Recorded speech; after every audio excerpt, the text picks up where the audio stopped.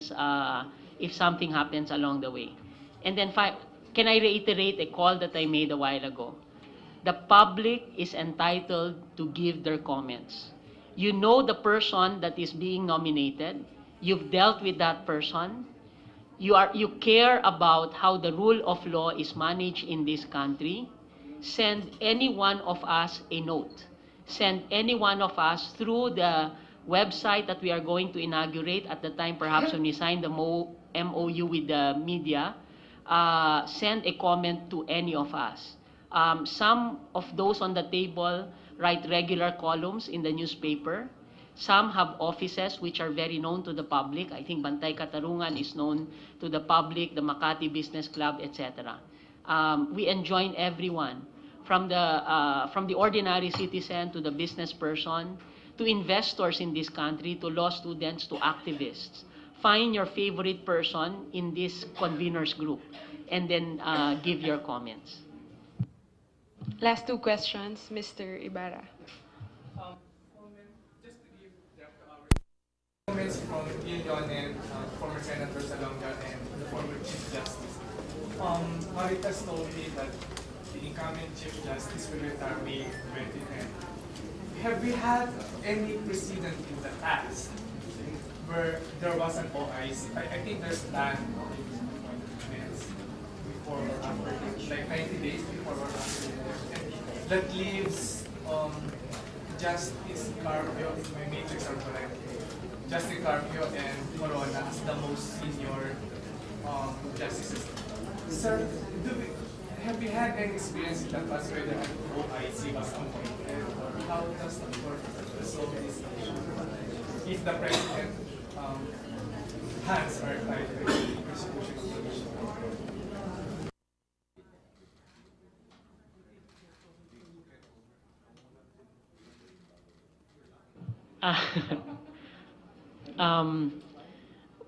When the Chief Justice retires, there can always be an acting Chief Justice.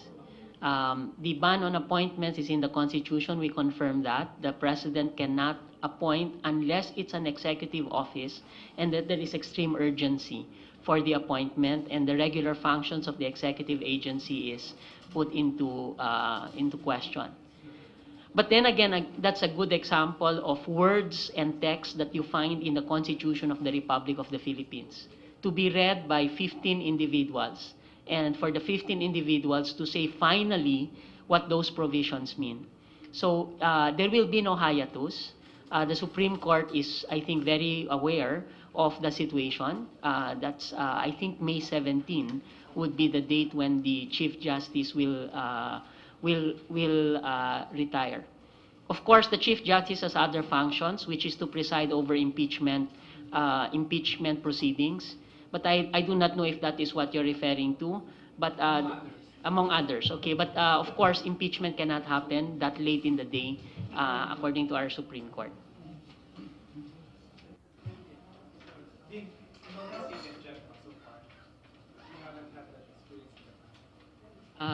We have had precedents when there were acting Chief Justices while the Chief Justice was being selected, if my history serves me right.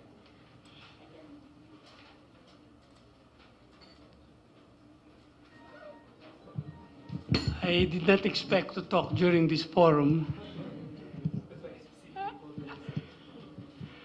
Justice Mendoza and I agreed to be consultants, not conveners, neither as members of the coalition. However, we fully support the aim of this coalition, which is transparency. This is a principle embedded in our Constitution. Transparency in all government dealings. Transparency in the processes of the JBC, therefore, is covered by that constitutional provision. Now, the specific question of a possible hiatus in the Chief Justiceship. Chief Justice Puno will retire on May 16. His birthday is May 17. He will turn 70 on May 17, 2010. That's not next year. It's year after next. In the Supreme Court, the justices retire one day before they turn 70 because they want to be very consistent with the Constitution that says that judges and justices retire upon reaching the age of 70. Therefore, when they are 70, they have already retired. So upon reaching the age of 70 is midnight before their birthday. So it is the day before. So the Chief Justiceship will become vacant on May 16, 2010, midnight of that day. Now, normally, the JBC recommends to the President a list of at least 3 for every vacancy. In the case of Chief Justice Puno, however, there is a special provision that may cover his replacement, and that's on Article 7, Section 15 of the Constitution. For purposes of accuracy, I will read that provision, and I quote, Section 15, 2 months immediately before the next presidential elections and up to the end of his term. That's a sexist language, no? His term should be his or her term. Anyway, a president or acting president shall not make appointments except temporary appointments to executive positions when continued vacancies therein will prejudice public service or endanger public safety. So to simplify it, the president, the incumbent president, is barred from making any appointments 2 months before the presidential election, which is scheduled on the second Tuesday of May 2010. 2 months before that, up to the end of her term, which is June 30, 2010. So if this will be literally interpreted, then President Arroyo will not be able to appoint the next Chief Justice anytime after May 16, 2010. And the appointment will probably be made by the successor, the elected successor. So what happens between May 17 to the day that the new Chief Justice is appointed? I think that's the question. The answer, of course, is the Supreme Court will determine that. In the meantime, can an acting Chief Justice be there? Well, I should think so. If there is a hiatus, then there must be a solution. Who will appoint the acting Chief Justice? Will it be the President or will it be the Supreme Court? By practice, when the Chief Justice leaves the country, the Chief Justice makes the appointment of an acting Chief Justice.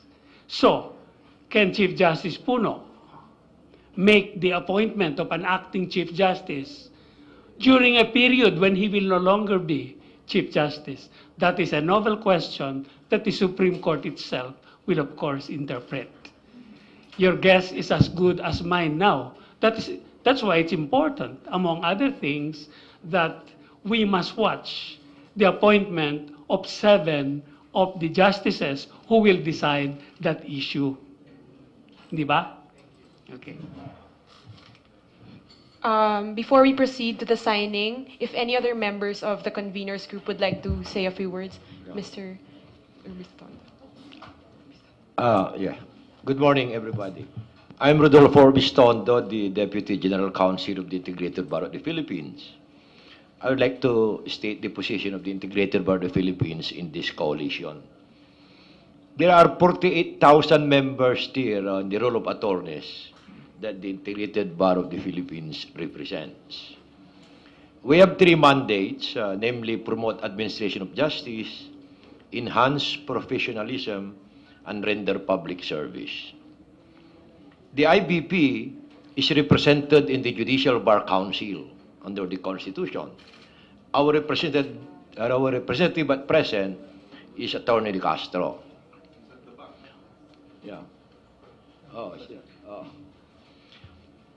We assure you that the representative in the Judicial Bar Council coming from the IBP will act in accordance with the mandate of the IBP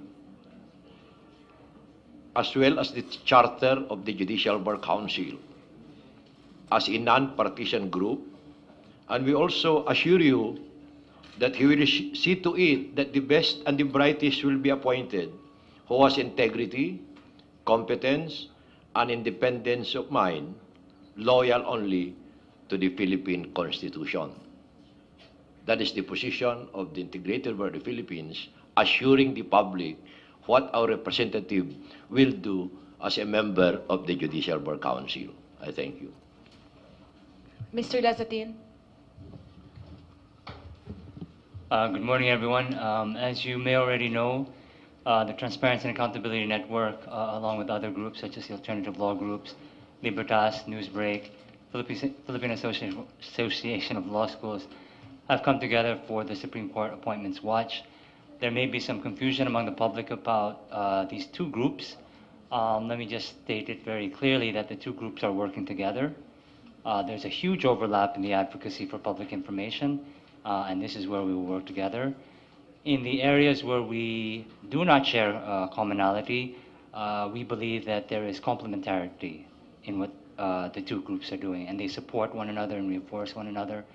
So just to avoid the confusion about the two groups, we are definitely working together for that one singular advocacy, which is to open up the process and to ensure proper appointments to the Supreme Court. Thank you. Mr. Lim from the Makati Business Club. Well, we welcome this participation in this group. We see this as part of the rebuilding the institutions of our government that have been badly damaged. We see this process of democratizing the decision making as making the nominee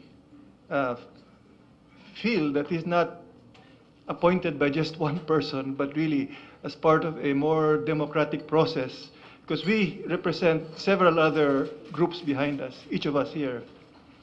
So I guess we call on the JBC to follow a transparent process, and we call on the President to accept the nominations of the JBC. Thank you. Justice Vivi Mendoza, would you like to say a few words?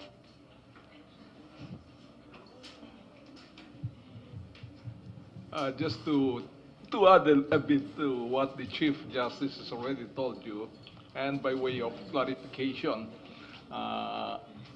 yes, I agree. That's exactly the situation. The President cannot appoint members of the Supreme Court within a period of 2 months before the elections and up to the end of her term. So that the question there is the vacancy in the office of the President, or rather of the Justice or Chief Justice, as the case may be, before the elections. There is just one limitation there, that the Constitution also prescribes a period of 90 days within which the President must fill vacancies in the Supreme Court, so that if you count the period for filling the vacancy in the office of the Chief Justice on May 18, starting May 18, which is the day after the Chief Justice retires at the age of 70, then you have only 90 days within which to fill that. Now, I have not really looked at the calendar to check whether there would be enough time for the next Chief Justice to comply with this period of 90 days, or whether he should be given a fresh date of 90 days within which to make his choice of the next Chief Justice. Yes, there's just that limitation in the Constitution that while the President cannot appoint within that period pointed out by the Chief Justice. On the other hand, he is under obligation to fill the vacancy within 90 days, and the reason for that is that Supreme Court vacancy should not be allowed to stay very long. How you reconcile these two seeming contradictions is still to be the subject of further discussion. Thank you. Just before we leave that subject matter, the other route towards ensuring that the next president appoints and not the incumbent president appoints is for the JBC not to submit a list To the incumbent president. to the incumbent president. And wait for the new president. I'm sorry? Well, that's still 2 years from now. But that is because without a list of 3 within which the president is to appoint the chief justice, then there is no constitutional basis for an appointment. Is it legal for you to hold on to a list and submit? How long can you hold on? Postponing? Well, I think the only that the appointment must be made within 90 days from the vacancy. We can be compelled if the 90-day period lapses, for example, and therefore we can be compelled by an interested party to act and submit a list. But that's my view. No? But until such time that the 90-day period has not lapsed, then there is some constitutional maneuverability, if you can call it that. Attorney Parel.